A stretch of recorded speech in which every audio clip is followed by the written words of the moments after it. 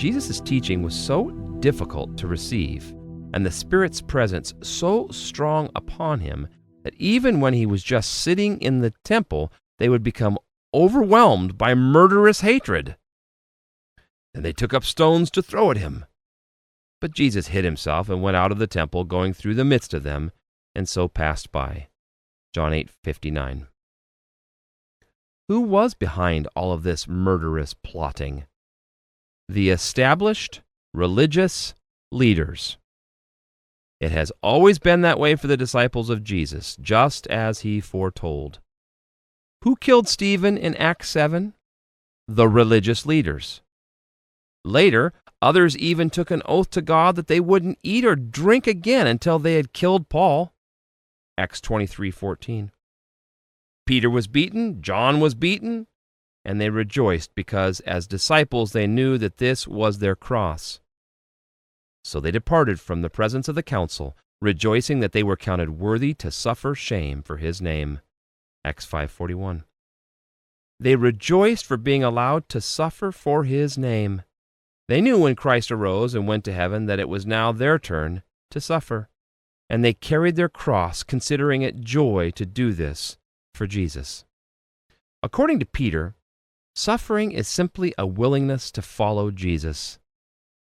For to this you were called, because Christ also suffered for us, leaving us an example that you should follow his steps. 1 Peter 2:21. Don't be discouraged. In the Scriptures, we always see suffering side by side with the glory of God, like Siamese twins. Wherever there is suffering for Jesus, you will find the glory of the Lord. Pay attention the next time you see the word suffering, and see if the word glory isn't near it. Let's look at several examples. Ought not the Christ to have suffered these things and to enter into his glory? Luke 24:26. But he, being full of the Holy Spirit, gazed into heaven and saw the glory of God, and Jesus standing at the right hand of God. And they cast him out of the city and stoned him. Acts 7:55 and 58. For I consider that the sufferings of this present time are not worthy to be compared with the glory which shall be revealed in us. Romans 8:18.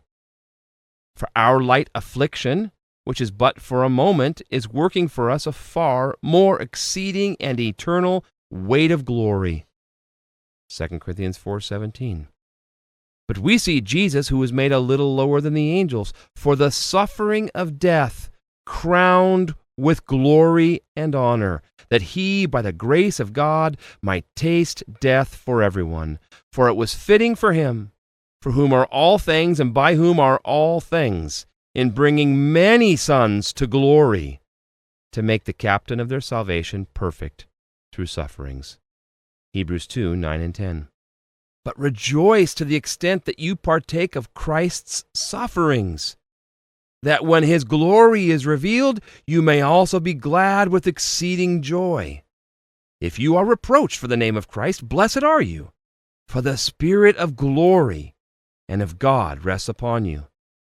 On their part he is blasphemed, but on your part he is glorified. 1 Peter 4:13 and 14. The elders who are among you I exhort, I who am a fellow elder and a witness of the sufferings of Christ and also a partaker of the glory that will be revealed. 1 Peter 5:1. The Scriptures are replete with examples of the glory of God being shared with those who suffer with him. Our suffering, our cross, is not insignificant. It is rewarded. I often hear from the persecuted believers, where there is a cross, there is a crown of glory. Where there is a crucifixion, there is a resurrection. We do not seek suffering, we seek Jesus. If we want to be like Jesus, then he must give us a cross. Thank you for listening to the audio version of His Final Words, a discipleship manual by Travis Hunt. This audiobook will continue in the following videos.